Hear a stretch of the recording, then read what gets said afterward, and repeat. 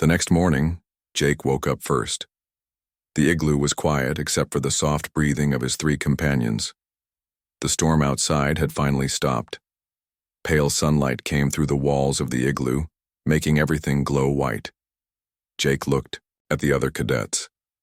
They were sleeping peacefully. Zexthara's scales were a healthy green color. Quiln's crystal body glowed with steady blue light. Mordane's shell looked strong again, with no new cracks. Jake smiled. They had made it through the worst night. But they were not safe yet. Rescue might not come for several days. They needed to be ready for a long wait. Jake crawled out of the igloo to check the weather. The sky was clear and blue. The sun shone on the snow, making it sparkle like diamonds. But it was still very cold. His breath made white clouds in the air. He looked around for any sign of rescue ships. He saw nothing but snow and ice in every direction. They were alone on the frozen planet. When Jake went back inside, the other cadets were waking up. "Good morning," Zexthara said. She stretched her arms. "I slept well, better than I have in days." "The storm stopped," Quiln said. He had heard the silence too. "Yes," Jake said, "but we still need to wait for rescue.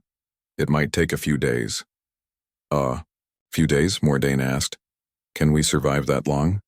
"Yes," Jake said, "but we need to be smart about it. We need to save our fuel and food, we need to take care of the igloo, and we need to learn more survival skills." "More skills?" Quiln asked. "What if something happens to me?" Jake said. "What if I get hurt? You need to know how to take care of yourselves." The alien cadets had not thought about this. They had been depending on Jake for everything. "Teach us," Zexthara said. Jake nodded. "First lesson is about the igloo. Come outside with me." The four cadets crawled out of the igloo. In the bright sunlight, they could see Jake's work clearly for the first time. The igloo was beautiful. It was a perfect dome made of white snow blocks. Each block fit perfectly with the others. The walls were smooth and strong. "How did you cut the blocks so perfectly?" Mordane asked. "Practice and patience," Jake said. "Look at this block here." He pointed to one in the wall. "See how it is slightly curved? That is not by accident. Each block must be shaped to fit the dome." Jake showed them how to cut blocks with the folding shovel. He showed them how to shape each block to fit just right. He showed them how to fill gaps with smaller pieces of snow. "The secret is in the spiral," Jake said. "You start with a circle, then build up in a spiral. Each row is a little smaller than the one below. That makes the dome shape." Quiln tried to cut a block. His first try was too big and the wrong shape. His second try was better. His third try fit perfectly into the wall. "Good," Jake said. "You are learning." Zexthara and Mordane tried too. It was harder than it looked, but they got better with practice. "Why does the igloo not fall down?" Zexthara asked. "The dome shape is very strong," Jake said. "Each block pushes against the others. The weight of the dome holds it together." "What about the keystone?" Quiln asked. Jake looked surprised. "You know about keystones?" "We learned about arches in engineering class," Quiln said. "Every arch needs a keystone. At the top." "Same with igloos," Jake said. He pointed to the top of the dome. "That last block I put in is the keystone. It holds everything else in place." The alien cadets began to understand. The igloo was not just a pile of snow. It was real engineering. It used physics and mathematics just like their high-tech buildings. "Now let me teach you about fire," Jake said. They went back inside the igloo. Jake showed them how to light the stove safely. He showed them how to control the flame. He showed them how to conserve fuel. "Fire needs three things," Jake said. "Fuel, oxygen, and heat. Take away any one of these and the fire dies." "Our people know about fire," Mordane said. "We use it in our machines." "But do you know how to make fire without machines?" Jake asked. The alien cadets thought about this. They realized they did not. Jake pulled out his spark lighter. "This makes fire without fuel or electricity, just a spark." He showed them how it worked. Then he put the lighter away. From his pack he took out a piece of metal and a piece of flint. "This is how humans made fire before we had technology," Jake said. He struck the metal against the flint. Sparks flew out. Jake had some dry cloth in his pack. He put the sparks on the cloth. He blew gently on the sparks. The cloth began to smolder, then burst into flame. "Amazing," Quillen said. "You made fire from rocks." "Flint and steel," Jake said. "Humans have used this for thousands of years." Jake taught them how to strike flint and steel. It took many tries, but each cadet eventually made fire. "Why learn this?" Zexthara asked. "We have the lighter." "What if the lighter breaks?" Jake asked. "What if it runs out of fuel? Always have a backup plan." Next, Jake taught them about water. He showed them how to melt snow efficiently. He showed them how to purify water by boiling it. "Snow looks clean, but it might have germs," Jake said. "Boiling kills the germs." "How do you know about germs?" Mordain asked. "Humans got sick a lot when we were young as a species," Jake said. "We learned that clean water keeps you healthy. We learned to boil water even when we could not see the germs." Jake taught them about food, too. He showed them how to cook the emergency rations in different ways. He showed them which parts of the rations had the most nutrition. "Why does food taste better when you cook it slowly?" Quillen asked. "Slow cooking breaks down the tough parts," Jake said. "It lets the flavors mix together. It makes the food easier to digest." The alien cadets practiced everything Jake taught them. By the end of the day, they could maintain the igloo, make fire, prepare water, and cook food. "You are good students," Jake said. "You are a good teacher," Zexthara said. "But I have a question." "What?" "How do humans know all this?" "Other races have forgotten survival skills because we have technology. Why did humans remember?" Jake thought for a moment. "Because we are new," he said. "Other races have had technology for thousands of years. You forgot the old ways because you did not need them anymore. But humans only got advanced technology 50 years ago," he continued. "My grandfather grew up without it. He taught my father. My father taught me. We still remember because it was not so long ago." "Will humans forget too?" Mordain asked. "Maybe," Jake said. "That is why we still teach these skills to our children. We do not want to forget where we came from." Quillen was quiet for a long time. Then he said, "We made a mistake." "What mistake?" Jake asked. "We thought being primitive was bad," Quillen said. "But primitive means you remember the important things. It means you can survive when everything else fails," Zexthara added. "It means you are strong," Mordain said. Jake smiled. "It means we are human."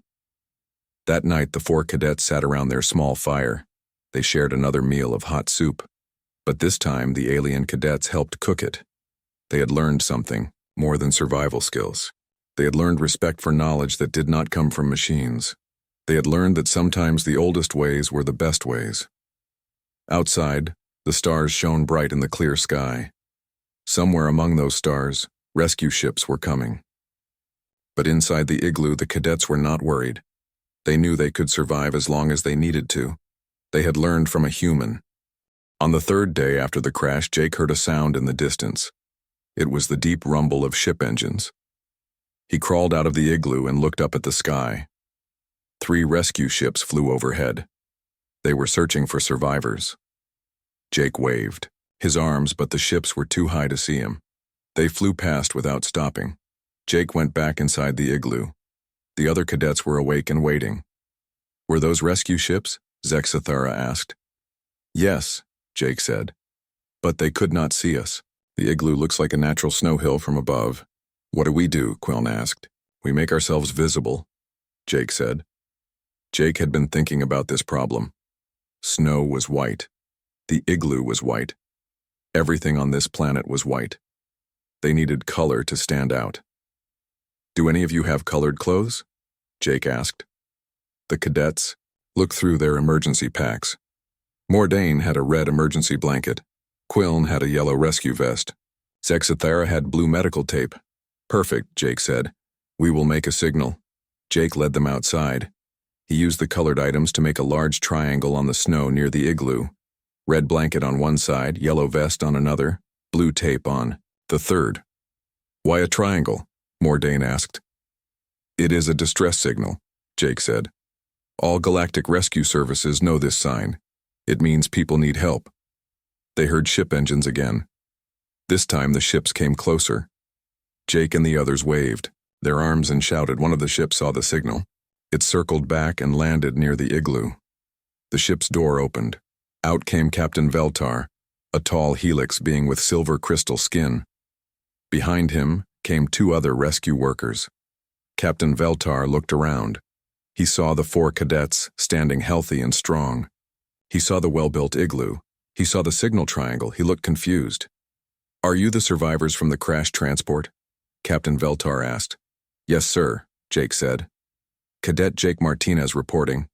Captain Veltar looked at the igloo again. You built this shelter? We built it together, sir, Jake said. But the other cadets shook their heads. Jake built it, Zexthara said. He saved our lives. He taught us to survive, Quiln added. We would have died without him, Mordain said. Captain Veltar walked around the igloo. He examined the walls. He looked at the perfect dome shape. He saw the door and the ventilation hole at the top. This is excellent construction, he said. Where did you learn to build like this? On Earth, sir, Jake said.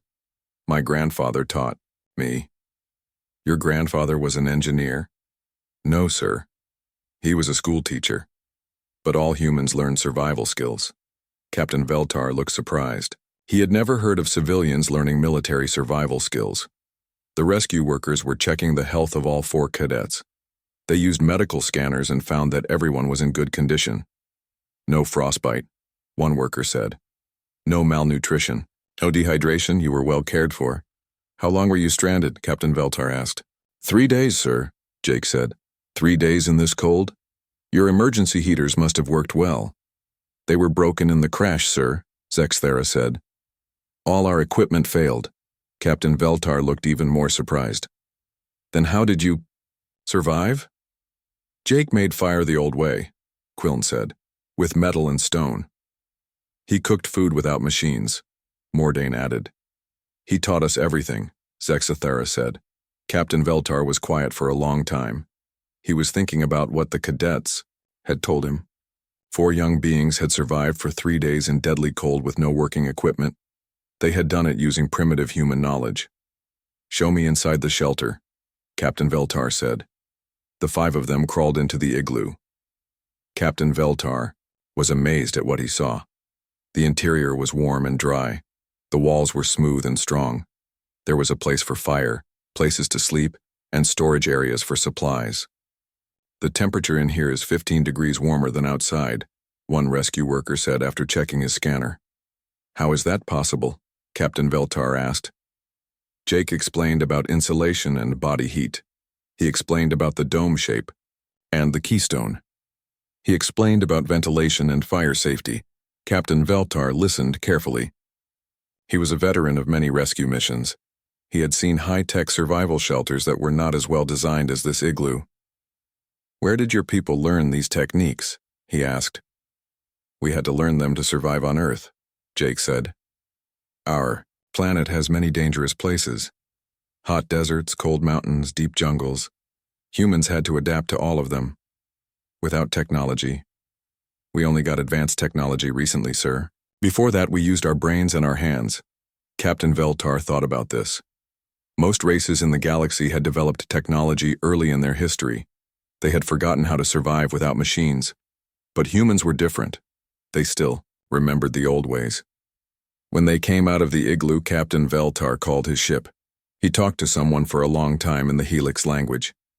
The other cadets could not understand what he was saying, but Jake heard his name mentioned several times. After the call, Captain Veltar walked back to the group. Cadet Martinez, he said. I have been talking to Admiral Knox at the Galactic Military Academy. Jake stood at attention. Yes, sir. The Admiral wants to know how one human cadet kept 3 alien cadets alive for 3 days with no equipment. I used Earth survival techniques, sir. These techniques, Captain Veltar said. Are they taught to all human military cadets? Yes, sir, and to civilian children too. Captain Veltar shook his head in amazement. The Admiral wants to see you. When we return to base. Am I in trouble, sir? No, Cadet. You are being recommended for a commendation. The rescue workers finished packing up the camp. But before they left, Captain Veltar took many pictures of the igloo. He measured the walls and the door. He recorded everything about its construction. Why are you doing that, sir? Jake asked. Because we need to learn, Captain Veltar said. This technique could save many lives. As they walked to the rescue ship, Zexithara, Quiln, and Mordain talked excitedly about what had happened. They told the rescue workers about Jake's teaching. They described how he had made fire from rocks and built shelter from snow. He is not primitive, Zexithara said. He is wise. Human knowledge is different from our knowledge, Quiln said, but it is just as valuable. More valuable, Mordain said. It works when everything else fails. On the flight back to base, Captain Veltar sat next to Jake. Cadet Martinez, he said. What you did was remarkable. I just used what my grandfather taught me, sir. Your grandfather would be proud. Jake smiled. Yes, sir. I think he would be. The Academy is going to want you to teach a class on human survival techniques. Really, sir? Yes. Other cadets need to learn what you know. Technology is wonderful, but it can fail. Knowledge like yours never fails. When they landed at the Academy, word of their rescue had already spread. Students and instructors gathered around as the survivors climbed out of the ship. Admiral Knox, a stern Vorthak with scarred scales, was waiting for them. He listened as Captain Veltar gave his report. He looked at the pictures of the igloo. He heard testimony from the 3 alien cadets. Cadet Martinez, Admiral Knox said, step forward. Jake walked up to the Admiral and stood at attention. What you accomplished was extraordinary, Admiral Knox said. You used primitive techniques to achieve what our best emergency shelters could not. You kept your fellow cadets alive and healthy. You showed leadership and knowledge beyond your years. Thank you, sir. But more than that, Admiral Knox continued, you changed how we think about human capabilities. We have underestimated your people. The Admiral turned to address everyone, gathered around. From today forward, he announced, human survival techniques will be taught to all cadets. We will learn from the wisdom of Earth. The crowd murmured with approval. Jake felt proud, but also humble. He had not done anything special. He had just used the knowledge his family had passed down to him. Later that day, Jake sat in his dormitory room. Zexithara, Quiln, and Mordain came to visit him. We want to thank you, Zexithara said. You saved our lives, Quiln added. More than that, Mordain said. You taught us to respect human knowledge. We will never call humans primitive again, Zexithara said. Jake smiled. We are all still learning, he said. Your people know things that humans do not. My people know things that yours do not. That is why we work together. Together we are stronger, Quiln said. Together we can survive anything, Mordain agreed. As his friends left, Jake looked out the window at the stars. Somewhere out there was Earth, his home planet. Somewhere out there was his grandfather's house, where an old man had taught a young boy how to build an igloo. Jake had never imagined that those lessons would save lives on a distant frozen world. He had never imagined that human knowledge would change how aliens saw his people. But that was the thing about knowledge. You never knew when you would need it. You never knew how it might help others. You just had to be ready to use it when the time came. And humans, Jake thought with pride, were always ready. Jake Morrison checked his scanner one more time. The readings were strange. The planet below looked green and safe, but something felt wrong. He sat in the captain's chair of the small research ship and looked at his crew. Lisa, take us down. Slow, Jake said to his pilot. Stay ready to pull out fast if we need to. Lisa Grant nodded and pushed the controls forward. The ship moved toward the planet's surface. Behind them, Carlos Rivera worked at his engineering station. His fingers moved quickly over the buttons and screens. Amy Foster stood near the science station, watching the data flow in. The air is good, Amy said. We can breathe it. Temperature is normal. No sign of dangerous life forms. Jake felt better but stayed alert. 20 years in the Space Force had taught him to trust his gut. Right now, his gut said danger was near. The ship dropped through thick white clouds. Below them, a vast forest spread out like a green carpet.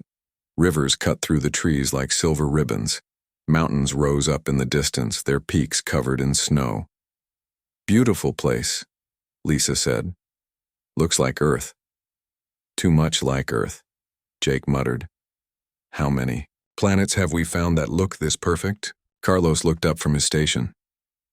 "Maybe we got lucky for once. Remember the last 3 planets? One was all ice, one was too hot to land on, and one had those flying things that tried to eat our ship." Jake almost smiled. Carlos always tried to see the good side of things. It made him a good engineer and a better friend. But Jake had learned that in space, things that looked too good usually were. The ship touched down in a clearing near a small stream. The engines powered down with a soft hum. Through the windows they could see tall grass moving in the wind. Flowers grew wild everywhere, birds flew between the trees. "Scans show no immediate threats," Amy reported. "But I want to test everything before we go outside. The water, the plants, the soil." Jake nodded. "Good. Carlos, run a full check on the ship. I want to know we can leave fast if we need to." Carlos walked to the engine room. Lisa stayed at the pilot station, keeping the engines warm. Amy moved to collect her testing equipment. That was when everything went wrong. A low hum filled the air around the ship. The sound grew louder and deeper. Jake felt it in his bones. The ship's lights flickered. Then the engines died. "What the hell?" Lisa hit the restart button. Nothing happened. She tried again. Still nothing. "Carlos," Jake shouted. "What's happening?" "I don't know." Carlos called back from the engine room. Everything just shut down. No power, no backup systems, nothing. The hum outside got louder. Through the window, Jake saw the grass and flowers begin to glow with a strange blue light. The air itself seemed to shimmer. "Jake," Amy said quietly. Her voice was scared. "Look outside." Jake turned to the main window. His blood went cold. They were coming up from the ground. Tall figures made of what looked like living crystal. They moved without walking, floating just above the grass. Each one was twice as tall as a human. Their bodies caught the light and threw it back in rainbow colors. "How many?" Jake asked. Amy counted quickly. 20, maybe 30. "They're surrounding us." The crystal beings moved closer to the ship. As they approached, the blue glow got brighter. Jake could feel a strange pressure in his head, like someone was trying to push thoughts into his mind. One of the beings floated directly in front of the ship. It was the largest one, with points of crystal that reached toward the sky like a crown. When it spoke, its voice filled their heads without using their ears. "Greetings, primitive ones.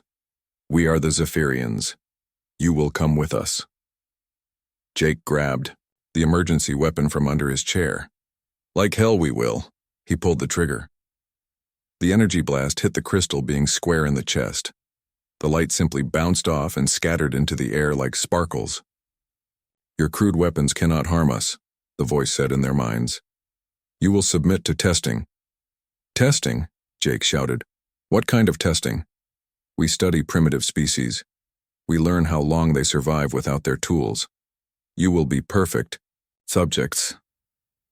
The blue glow around the ship grew so bright that Jake had to close his eyes. When he opened them again, they were no longer in the forest clearing. They stood on a platform made of the same crystal material as the beings. Around them, a city of impossible towers reached toward a purple sky. The buildings twisted and curved in ways that hurt to look at. Other Zephyrians floated between the structures like glowing ghosts. "Welcome to our world," the large Zephyrian said. "I am Resonance of Stars, High Curator of Primitive Studies. You are about to contribute to science." Jake looked at his crew. They stood close together, fear plain on their faces. But he also saw anger. Good. Angry people fight back. "What do you want with us?" Jake demanded. We will remove all of your artificial tools and place you in a natural environment. We will observe how long your species survives. Previous subjects have lasted between 3 and 14 of your days. Previous subjects, Amy asked. Many species. All have failed the test. We expect similar results from humans. Jake felt his anger grow hot. You're going to dump us somewhere and watch us die? For science, Resonance of Stars said. Your deaths will provide valuable data about the limits of primitive adaptation. Other Zephyrians floated toward them. Their crystal hands reached out and began taking things away. Jake's weapon vanished from his hand. His clothes disappeared, replaced by simple animal skins. His boots were gone. Even his watch was taken. Lisa, Carlos, and Amy were stripped of everything technological. Their uniforms, their tools, their communicators. Everything that connected them to their advanced civilization was removed. Your transportation awaits, Resonance of Stars said. A new platform appeared beneath their feet. It carried them away from the Crystal City, over strange landscapes of purple grass and silver trees. Below them, Jake saw other platforms with the remains of different species, bones scattered in the wind, empty camps where other beings had tried and failed to survive. The platform stopped above a thick forest. Rivers cut through the green canopy. In the distance, mountains rose like dark teeth against the sky. It looked wild and dangerous. This is your testing ground, Resonance of Stars announced. Survive if you can. We will be watching. The platform tilted. Jake and his crew tumbled through the air and crashed into the thick grass below. When Jake looked up, the crystal beings were already floating away, leaving them alone in the wilderness. Jake stood up slowly. His body hurt from the fall, but nothing seemed broken. Around him, Lisa, Carlos, and Amy were getting to their feet. They were alive, but they had nothing. No tools, no weapons, no shelter. Just their bare hands and their knowledge. Well, Carlos said, brushing dirt off his animal skin clothes. This is going to be interesting. Jake looked at the forest around them. Somewhere in those trees were predators. Somewhere above them, aliens were watching and waiting for them to die. They made one big mistake, Jake said. What's that? Lisa asked. Jake picked up a sharp stone from the ground. He tested its edge with his thumb. It would cut. They think we're primitive, he said. They're about to learn what humans can do when they get really angry. The first night was the worst. Jake and his team huddled together under a pile of leaves as rain poured down through the forest canopy.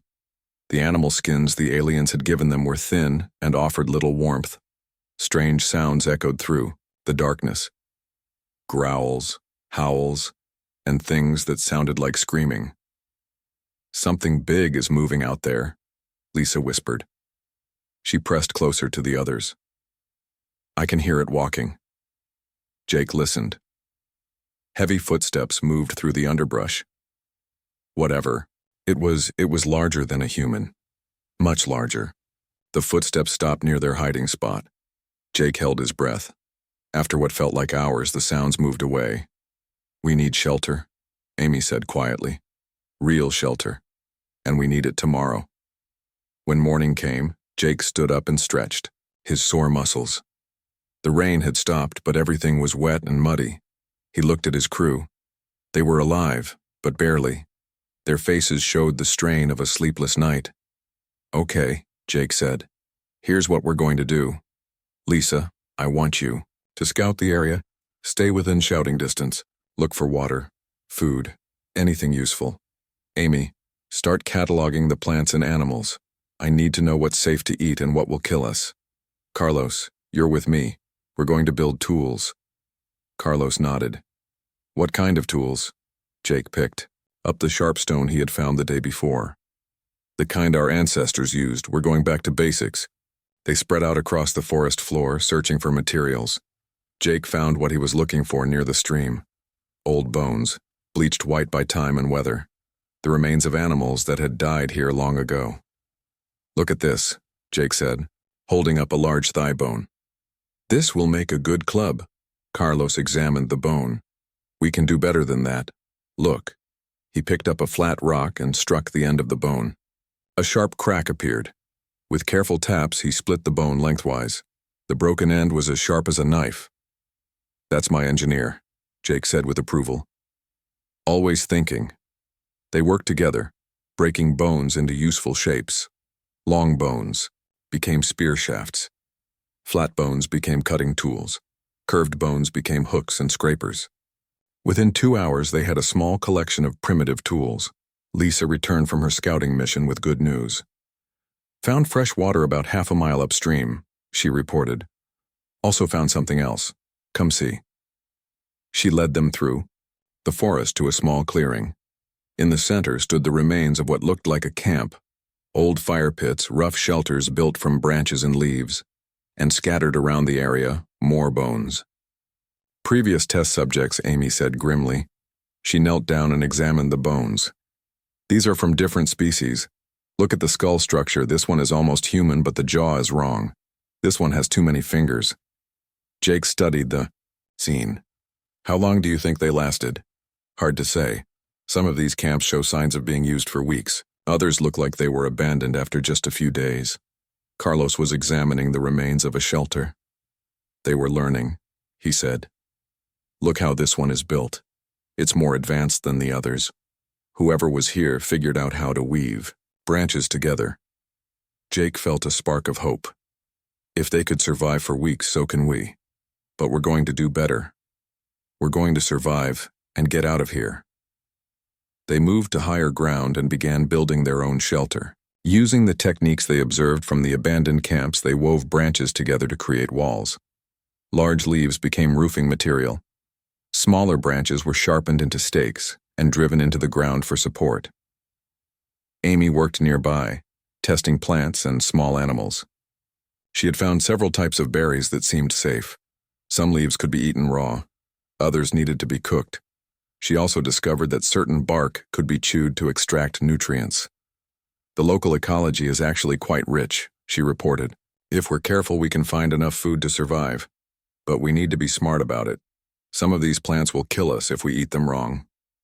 As they worked, they heard new sounds from the forest, different from the night before. These were deliberate, purposeful, the sound of something hunting. "We're being watched," Lisa said quietly. She had climbed up into a tree to get a better view. Something big in the trees about 200 yards out. "It's been following us all morning." Jake looked up at her. "Can you see what it is?" "Not clearly. But it's got spots like a leopard. Only it's about the size of a small car." Jake cursed under his breath. A predator that big could kill them all, easily. But they weren't helpless. He picked up one of the bone spears they had made. "Carlos, help me sharpen more spears." "Amy, any idea what kind of animal we're dealing with?" Amy studied the forest where Lisa had spotted the creature. Based on the body structure Lisa described, it's probably an ambush predator. It will wait for us to make a mistake, then attack when we're separated or distracted. "Then we don't give it the chance," Jake said. "We stick together. We keep our weapons ready, and we make this camp into a fortress." They worked faster now, driven by the knowledge that death was watching them. From the trees, more spears were crafted and sharpened. A barrier of thorny branches was built around their shelter. Fire pits were dug and prepared for lighting. Carlos used his engineering knowledge to create simple machines. A lever system that could launch spears with great force. A trigger mechanism that would drop heavy logs on anything that entered their camp uninvited. "Basic physics," Carlos explained as he adjusted a rope and pulley system. "We may not have technology, but we still understand how forces and motion work." As the sun began to set, they heard the hunting calls again.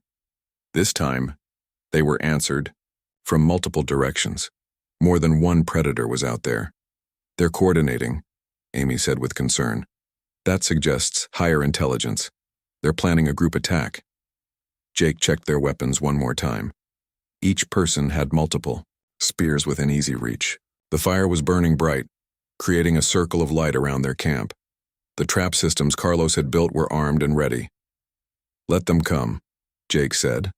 "Our ancestors survived saber-toothed tigers with nothing but pointed sticks. We can handle Whatever this place throws at us. The attack came near midnight. Jake heard the soft rustle of movement in the bushes, then a low growl that seemed to come from all around them at once. "Everyone stay calm," Jake whispered. "Remember the plan." The first creature burst from the undergrowth like a shadow-given form. It was massive, easily 8 feet long with muscles that rippled under spotted fur. Its teeth gleamed in the firelight as it leaped toward Amy. Jake's spear caught it in midair. The sharpened bone point drove deep into the creature's chest. It roared and thrashed, but the wound was fatal. Dark blood poured onto the ground. 2 more creatures attacked from different sides. Lisa and Carlos were ready with their own spears. Carlos triggered one of his mechanical traps. A heavy log swung down and caught one of the beasts across the skull. It dropped without a sound. The third creature was smarter. It circled the camp, looking for weakness. Jake tracked it with his eyes, another spear ready in his hand. "It's learning," Amy observed. Watching our weapons, trying to figure out our range, the creature suddenly charged straight at their barrier of thorny branches. Instead of leaping over, it crashed through, accepting the cuts and scratches to get inside their defenses. Jake met it head on. His spear took it in the throat, but the creature's momentum carried it forward. Claws raked across Jake's chest, tearing his animal skin shirt and drawing blood. Carlos finished it with a bone club to the head. The creature collapsed and was still. They stood over the 3 dead predators, breathing hard. Jake looked at his wounds. They were painful but not deep. He would live. "Well," Carlos said, wiping blood from his club. "I guess we just moved up the food chain." Amy was already examining the dead creatures. "The meat should be good to eat if we cook it properly. The bones will make better tools than what we have now, and the hides can be used for better clothing and shelter." Jake looked around at his crew. They were tired, bloody, and scared, but they were also alive. More than that, they were adapting. "The aliens wanted to see how long we could survive," Jake said. "I don't think they understand what they're dealing with. We're not just surviving, we're getting stronger." Lisa climbed back up into her tree to keep watch while the others processed the dead predators. As she settled into the branches, she looked up at the stars. Somewhere up there, crystal beings were watching and waiting for the humans to die. She smiled grimly and checked her spear. They were going to be disappointed. 2 weeks had passed since the night of the first attack. Jake stood at the edge of their camp and barely recognized the place. What had started as a simple shelter in the woods now looked like a small fort. Carlos had built walls from logs and stone. Sharpened stakes pointed outward in all directions. Multiple fire pits provided light and warmth throughout the camp. A system of ropes and pulleys allowed them to haul heavy loads and set complex traps. The morning hunt brought in 2 more of those spotted cats, Lisa reported as she returned with Amy. They dragged the carcasses behind them on a sled Carlos had constructed. "They're getting bolder but also more predictable." Jake nodded. The local predators had lost their fear of humans, but that worked both ways. His team had learned their hunting patterns, their weak spots, their behavior. What had once been their greatest threat was now their primary source of food and materials. Amy had become expert at processing the animals they killed. She could skin a carcass in minutes, separate the useful bones, and prepare the meat for cooking or preservation. Her hands were stained with blood and plant dyes, but her eyes were sharp and focused. "I've been experimenting with the local plants," she said as she worked. "Some of them have properties we can use. This root, when ground up and mixed with animal fat, makes a poison that works on the nervous system. And these berries, when fermented properly, create an acid that can dissolve stone." Jake watched her work with admiration. 3 weeks ago, Amy had been a lab scientist who studied alien biology from the safety of a research station. Now she was creating chemical weapons from forest materials. Carlos approached carrying his latest creation. It looked like a crossbow, but built entirely from wood, bone, and sinew. The string was made from twisted animal gut. The bolts were sharpened leg bones with feathers for guidance. "Range is about 100 yards, Carlos reported. "Accuracy is good out to 50 yards. The bone bolts will punch through the hide of those big cats like they're made of paper." "How many can you make?" Jake asked. "With our current materials?" "Maybe 6 more. But I've got plans for something bigger." Carlos grinned and pointed toward a cleared area behind their main shelter. Ever hear of a ballista? Jake followed him to see what he was building. A massive wooden frame was taking shape, reinforced with the strongest bones from their largest kills. The torsion mechanism was made from layers of twisted sinew and plant fiber. This thing will launch a spear the size of a small tree, Carlos explained proudly. Effective range of about 300 yards, enough force to go through multiple targets. Lisa had been working on her own projects. She had become their scout and tracker, but also their strategist. She had mapped every inch of their territory, marked the locations of water sources and food supplies, and identified the movement patterns of every dangerous animal in the area. We're not the only intelligent species being tested, she reported during their evening meal. I found evidence of 3 other camps within a day's walk of here. One looks recent. Jake looked up from his meal of roasted meat and boiled roots. Recent how? Fires that were put out less than a week ago. Tools left behind like whoever was there had to leave fast. Lisa drew a rough map in the dirt with a stick. The camp is here, near the big waterfall, but there are signs of a fight, a lot of blood, and tracks leading away. Amy frowned. What, kind of tracks? That's the interesting part.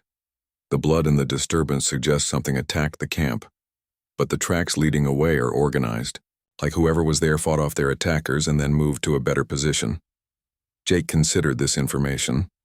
Other intelligent beings were surviving in this testing ground. That meant potential allies, but also potential competition for resources. We need to make contact, Jake decided. But carefully, we approach with weapons ready and an escape route planned.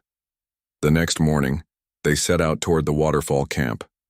Jake and Lisa took point, while Carlos and Amy followed with the heavy weapons.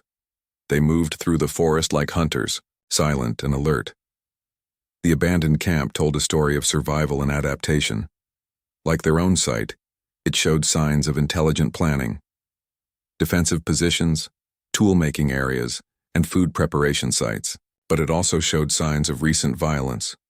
Look at this, Amy said, examining scorch marks on a tree. These aren't from normal fire. This is some kind of energy weapon. Jake felt his blood go cold. Energy weapons? But they took all our technology away. Not all of it, Carlos said grimly. He was examining the remains of a crude device built into a tree. Someone figured out how to make a primitive capacitor using local materials. They built their own energy weapons. Lisa found more evidence of advanced thinking. Irrigation ditches leading from the stream, agriculture plots with organized rows of plants, and look at this. She pointed to marks carved into a large stone. Written language. Jake studied the carvings. They were simple but clear. Symbols that showed numbers, directions, and what looked like warnings about dangerous areas. Whoever was here, they weren't just surviving, Jake realized. They were building a civilization. A sound from the forest made them all freeze. Footsteps. Multiple individuals moving through the underbrush with purpose. Jake signaled for silence and readied his spear. 3 figures emerged from the trees. They walked upright like humans, but their proportions were different. Longer arms, broader chests, and skin that had a slight green tint. They carried weapons made from the same materials Jake's team was using, but their tools were more refined, more sophisticated. The lead figure raised one hand in what seemed like a peaceful gesture. When it spoke, its voice was deep and somewhat hard to understand, but recognizable as speech. "You are the new arrivals," it said. "The crystalline watchers brought you here 14 cycles ago." Jake stepped forward, his weapon lowered but ready. "You speak our language?" "We learn quickly. Survival requires adaptation." The figure gestured to its companions. "I am called StoneHFY by my people. These are Vinewalker and Rootfinder. We have watched your progress with interest." Amy moved closer, her scientific curiosity overcoming her caution. "How long have you been here?" "Many cycles. We were among the first to be tested in this place. We have learned much about survival and about escape." Jake felt hope stir in his chest. "Escape? You know how to get out of here?" StoneHFY made a sound that might have been laughter. "Not yet, but we have plans. The crystalline ones believe we are primitive, They watch us like specimens in a container, but they do not understand what intelligence can accomplish when given time and motivation. Rootfinder spoke up. Your species shows promise. You adapt quickly. You learn from conflict. You build tools that we had not considered. Vinewalker gestured toward Carlos's crossbow. This weapon design is new to us. The mechanical advantage is considerable. We would like to learn your techniques. Carlos looked at Jake, who nodded. We can share what we know. But what can you teach us? StoneHFY smiled, revealing teeth that were sharper than human teeth but arranged in a similar pattern. We have learned to work with energy. Simple electronics built from organic materials. We have learned to communicate over long distances using sound waves the crystalline ones cannot detect. And we have learned something very important about our captors. What's that? Jake asked. They are not as advanced as they pretend to be. Their technology is powerful, but it is also predictable. It follows patterns, and patterns can be exploited by those who understand them. Over the next several hours, the two groups shared knowledge and techniques. StoneHFY's people showed Jake's team how to create simple electrical devices using certain plant fibers and metal-rich stones. In return, Carlos demonstrated his mechanical engineering principles and weapon designs. Amy and Rootfinder compared notes on local biology and chemistry. They discovered that by combining human knowledge with the aliens' longer experience, they could create far more sophisticated tools and weapons than either group could manage alone. The crystalline ones made an error, Vinewalker observed as they worked together. They separated the intelligent species to prevent cooperation. But they cannot monitor all communications. We have been in contact with other groups across the testing ground. Jake looked up from the mechanical device he was helping to build. Other groups? How many? 7 groups still survive. Different species, but all intelligent. All learning. All preparing. StoneHFY's expression grew determined. The crystalline ones expect us to die or to fight each other for resources. Instead, we have formed an alliance. Lisa grinned as she tested a new type of bow that combined human and alien techniques. They wanted to study primitive species adaptation. But they're about to learn what happens when primitive species start working together. As the sun set over the forest, Jake looked at his expanded team. Humans and aliens working side by side, sharing knowledge and building weapons. The Zephyrians had intended to watch them fail and die. Instead, they were building the foundation for a rebellion. Time to show our watchers what primitive intelligence can really accomplish, Jake said, testing the edge of a new blade that combined human metallurgy with alien chemistry. Above them, hidden in the clouds, Zephyrian observation posts recorded.